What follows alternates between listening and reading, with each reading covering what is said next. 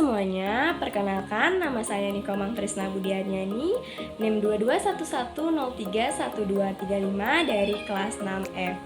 Nah, di sini saya akan membuat video mengenai pembahasan 5 soal yang sudah diberikan oleh Bapak Wayan Eka Paramata MPD sebagai bentuk pemenuhan tugas ujian tengah semester saya pada mata kuliah Fisikopedagogi. Baik, tanpa berlama-lama lagi, langsung saja kita bahas soal yang pertama.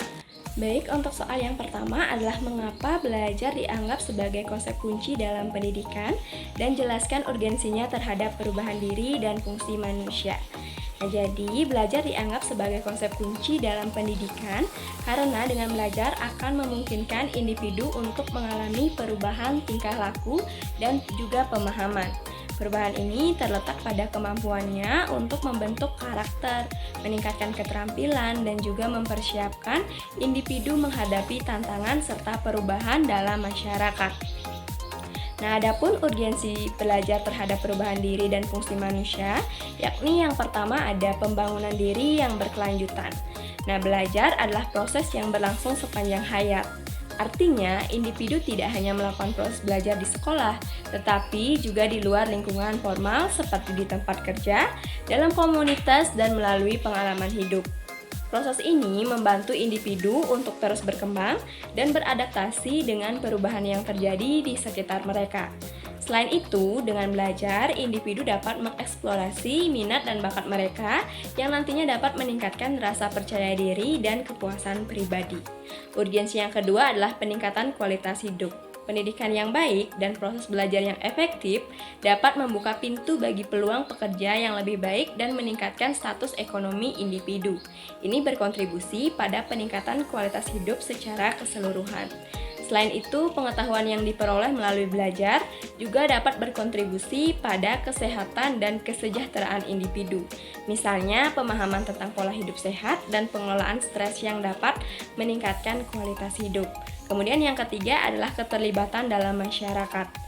Individu yang terdidik cenderung lebih aktif dalam masyarakat. Mereka lebih mungkin untuk terlibat dalam kegiatan sosial, politik, dan komunitas yang penting untuk membangun masyarakat yang sehat dan demokratis. Dengan ilmu yang diperoleh, membantu individu memahami isu-isu sosial dan lingkungan sehingga mereka dapat berkontribusi pada solusi yang lebih baik dan berkelanjutan. Urgensi yang keempat adalah inovasi dan juga kreativitas. Proses belajar mendorong individu untuk berpikir di luar batasan yang ada, menciptakan ide-ide baru dan menemukan solusi inovatif untuk masalah yang kompleks. Ini sangat penting dalam dunia yang terus berubah dan juga berkembang. Yang terakhir adalah pengembangan keterampilan sosial. Selama proses belajar, individu seringkali bekerja dalam kelompok yang membantu mereka mengembangkan keterampilan sosial seperti kerjasama, komunikasi, dan juga negosiasi. Keterampilan ini sangat penting dalam dunia kerja dan kehidupan sehari-hari. Belajar juga mengajarkan individu cara mengatasi perbedaan dan konflik dengan cara yang konstruktif, yang penting untuk menciptakan hubungan yang harmonis dalam masyarakat. Oke, itu tadi pembahasan mengenai belajar sebagai konsep kunci dalam pendidikan dan terdapat juga urgensinya. Kita lanjutkan ke pembahasan soal yang kedua. Baik, di soal yang kedua yakni bandingkan dan kontraskan teori belajar behavioristik dengan teori belajar kognitif yang fokusnya pada perbedaan pandangan terhadap proses belajar. Nah, jadi teori belajar behavioristik dan teori belajar kognitif adalah dua pendekatan utama dalam memahami proses belajar, yang tentunya masing-masing memiliki pandangan yang berbeda mengenai bagaimana individu memperoleh pengetahuan dan juga keterampilan. Nah, perlu kita ketahui, dalam teori belajar behavioristik yang banyak dipelopori oleh tokoh-tokoh seperti P.F. Skinner dan George Watson ini berfokus pada perilaku yang dapat diamati dan diukur. Dalam pandangan ini, belajar dipahami sebagai perubahan perilaku yang terjadi sebagai respon terhadap stimulus dari lingkungan. Nah, behaviorisme menekankan bahwa perilaku individu dapat dipelajari dan dimodifikasi melalui penguatan dan juga hukuman. Nah, sedangkan dalam teori belajar kognitif yang mana dipelopori oleh tokoh-tokoh seperti Jean Piaget dan juga Jerome Bruner, ini berfokus pada proses mental yang terjadi selama belajar. Dalam pandangan ini, belajar dipahami sebagai proses aktif di mana individu mengolah informasi, membangun pengetahuan, dan mengembangkan pemahamannya. Nah, kognitivisme menekankan pentingnya proses internal, seperti berpikir, mengingat, dan memecahkan masalah. Nah, adapun secara lebih rinci, perbedaan mendasar dalam proses belajar kedua teori ini. Nah, diantaranya yang pertama dilihat dari fokus utama, behaviorisme berfokus pada perilaku yang dapat diamati, sedangkan kognitivisme menekankan proses mental dan pengolahan informasi. Yang kedua, proses belajarnya dalam behaviorisme, belajar dipandang sebagai perubahan perilaku yang dihasilkan dari penguatan dan hukuman. Sedangkan kognitivisme melihat belajar sebagai proses pengolahan informasi yang melibatkan analisis dan interpretasi. Kemudian peran individu. Dalam teori behavioristik, individu dianggap pasif dan merespons stimulus dari lingkungan. Sedangkan kognitivisme memandang individu sebagai belajar aktif yang terlibat dalam proses pengolahan informasi. Kemudian dari peran lingkungannya, dalam teori behaviorisme menekankan pengaruh lingkungan yang kuat dalam membentuk perilaku, sementara dalam kognitivisme mengakui pentingnya lingkungan tetapi lebih fokus pada proses internal yang terjadi dalam pikiran individu. Kemudian terakhir dari metode pengajarannya, dalam pendekatan behavioristik, metode pengajaran sering melibatkan penguatan positif dan juga negatif, serta latihan berulang.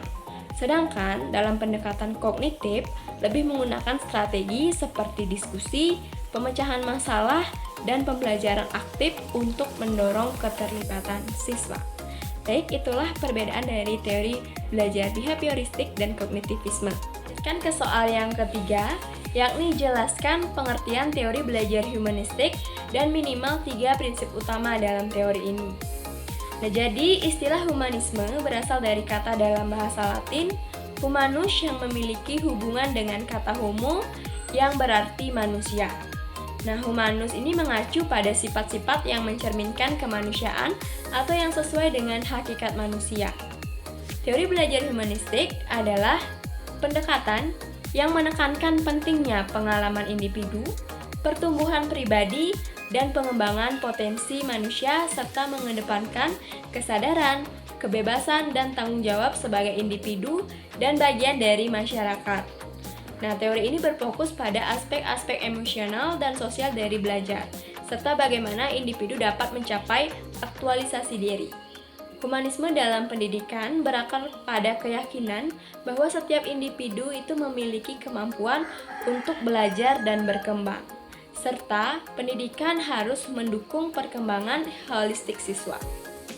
Nah, adapun 3 prinsip utama dalam teori belajar humanistik. Yang pertama adalah terpenuhinya kebutuhan biologis. Nah, kebutuhan biologis adalah kebutuhan dasar yang diperlukan untuk kelangsungan hidup individu. Ini mencakup kebutuhan fisiologis seperti makanan, air, tempat tinggal, tidur, dan juga kesehatan. Kebutuhan ini merupakan fondasi dari hierarki kebutuhan manusia dan harus dipenuhi sebelum individu dapat berfokus pada kebutuhan yang lebih tinggi.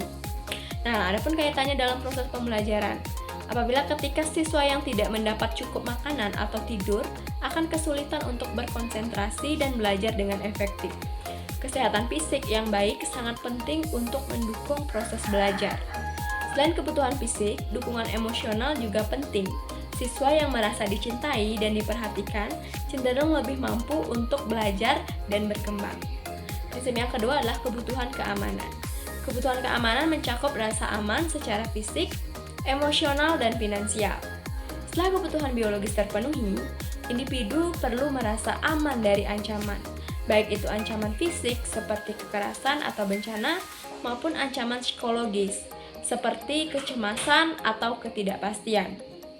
Nah, kebutuhan ini sangat penting untuk menciptakan lingkungan yang kondusif bagi proses belajar. Sekolah harus menciptakan lingkungan yang bebas dari bullying, kekerasan, dan diskriminasi. Ketika siswa merasa aman di sekolah, mereka lebih cenderung untuk berpartisipasi aktif dalam kegiatan belajar. Prinsip yang ketiga adalah aktualisasi diri. Nah, aktualisasi diri ini adalah puncak dari hierarki kebutuhan yang merujuk pada kebutuhan individu untuk mencapai potensi penuh mereka dan menjadi versi terbaik dari diri mereka sendiri. Ini mencakup pengembangan keterampilan, minat dan bakat, serta pencapaian tujuan pribadi. Pendidikan harus memberikan kesempatan bagi siswa untuk mengeksplorasi minat dan bakat mereka. Ketika siswa didorong untuk mengembangkan keterampilan dan mengejar tujuan pribadi, mereka merasa lebih termotivasi dan terlibat dalam proses belajar. Selanjutnya, kita akan membahas soal yang keempat, yakni jelaskan makna perkembangan individu dan hubungan antara pembawaan dan lingkungan. Nah, jadi perkembangan individu itu adalah proses bertahap dan berkelanjutan di mana seseorang mengalami perubahan fisik, kognitif, emosional, dan sosial sejak lahir hingga dewasa.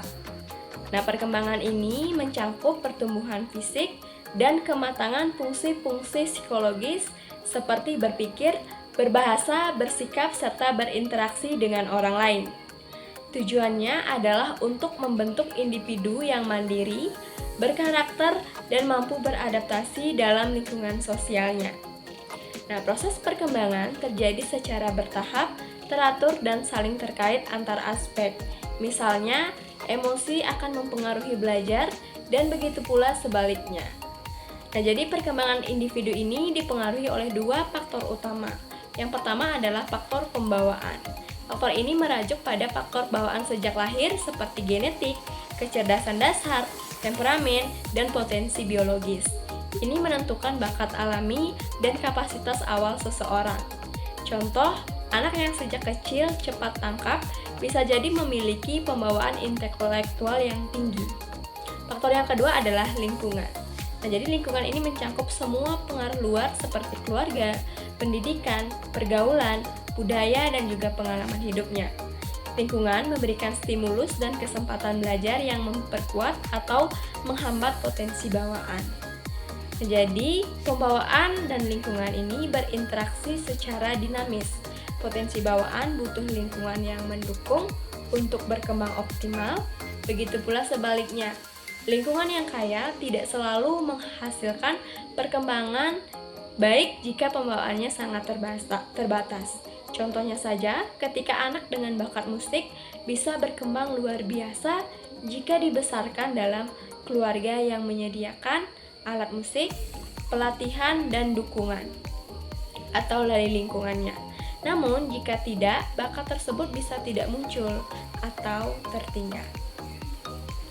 Baik, kita lanjutkan ke soal yang terakhir atau soal yang kelima, yakni jelaskan apa yang dimaksud dengan kejenuhan belajar dan kesulitan belajar, serta sebutkan dua faktor internal siswa yang dapat menyebabkan kedua hal tersebut.